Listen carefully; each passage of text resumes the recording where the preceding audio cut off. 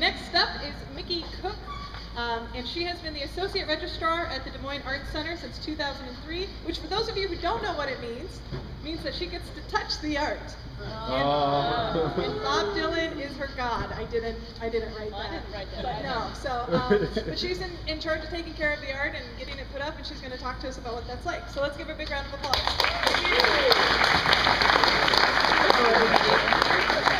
So basically, I'm just going to tell you about a few projects we've done recently that I think are kind of fun and cool. So this is a sculpture in our permanent collections by the artist Yayoi Kusama, Ladder. And it's about 6 foot tall, it's fragile, it's covered in these protruding elements. And we decided to ship it on a 3-venue international retrospective. And we had to figure out how we were going to get it overseas. Well, this is the outer crate that we built. It's a museum quality traveling crate. It has bolts, it's heat treated, it's a front loader. It's banded for air cargo. And when we open the front lid, which will happen shortly, you'll see that there's an inner crate that is pertinent to the safe travel of the artwork. It's wrapped in plastic for a vapor barrier. You'll see we have to pull it out. That's Brad from our crew. He does a great job.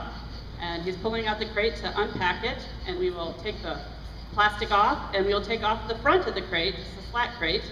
It's because it's called an exploding crate, which means all the sides come off so we can easily remove the artwork. You're also going to see several braces.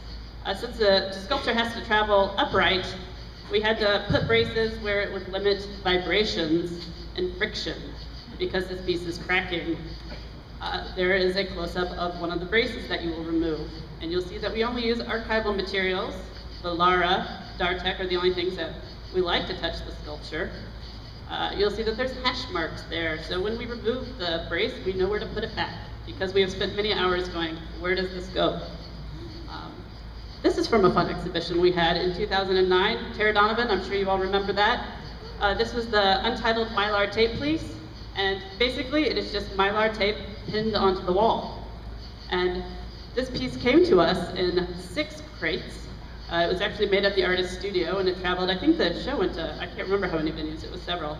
But there was 20 different shelves made out of foam core that each of these little pods of Mylar tape traveled on, and they were moved individually, and they were pinned onto the wall. My job during this exhibition was to fill the pin cushions, so the artist assistants could pin them onto the wall. And here we have Claire, one of her assistants. I believe she had 8 assistants with us. They kind of rotated in and out during the exhibition. But that's the wall when it was almost done. But you just heard for days just a little tap, tap, tap, tap all throughout the galleries. But it was a really fun installation, and we had a great time with the artist and her assistants. And this is something hopefully you all also are aware of. This is our newest addition to the John and Mary Papajohn Sculpture Park, Yoshitomo Nara's White Ghost. And this picture is how it was first installed on 5th Avenue in New York. And it came to Des Moines shortly thereafter. It was in an exhibition with the Asia Society, and it arrived in Des Moines on a 53-foot tractor trailer on a very cold and rainy April day. And that's our truck driver, one of them. And the piece came in 2 different crates. We had the head, which weighed about 300 or 400 pounds, I can't remember exactly, and then the body, which was over 1,000. This is part of the base. This is one of the pieces of the steel armature, and once again, there's our trusty crew. They're the greatest. It was miserable outside, and they were just hauling well, we had a crane actually hauling the artwork over to the footprint for the sculpture, but they were still out there. It was very cold. And here's the base completed. There's actually, with the armature, there's 4 concrete blocks that go into the base. They each weigh 800 pounds. And then there was 6 concrete panels that were placed on top of the base to complete the base.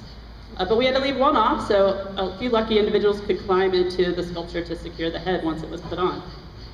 This is the body coming off the truck. When you're working with a sculpture outside, you don't have the luxury of a dock, so you have to offload onto the street. And this was a very large, bulky item, and it was too heavy for this crate, actually. And you could just hear it creaking as it came down, and I was standing there pulling out my hair instead of taking pictures because that's what I do. And here they are taking apart the crate. It's also an exploding crate. Basically, you can't really crate something this heavy. I mean, you can, but you wouldn't be able to move the crate. So here there's some braces up. Here they are moving it onto the base. This was actually on the second day. It took a full day to unload the truck and build the base. We actually got a few wrong parts from the artist and or from the gallery, excuse me, and we had to work around a few things.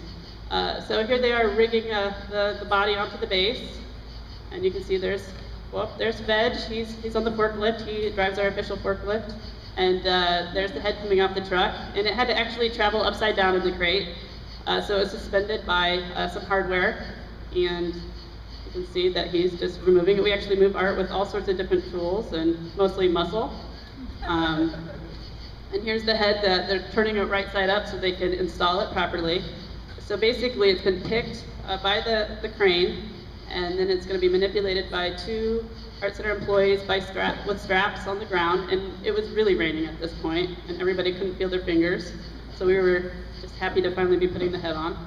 Up, and there it goes, and you can see there's 2, Jim and Jay are up on the ladder, and that's Mindy and David, who are pulling the straps and guiding it into place, and the hardware under the head is what's going to attach to the body, and pretty soon, you're going to see another slide. Oh, there's the hand. 2 people were actually inside the body for about 30 minutes awaiting the arrival of the head because it just takes that long to move with the crane, and they were securing other hardware in there. But so that was pretty exciting for them, I'm sure. But they were the most slender members of our crew. And there it is, our beautiful NARS sculpture that you get to drive by every day and enjoy. Yeah, it's pretty great. And so, yeah, that's pretty much it.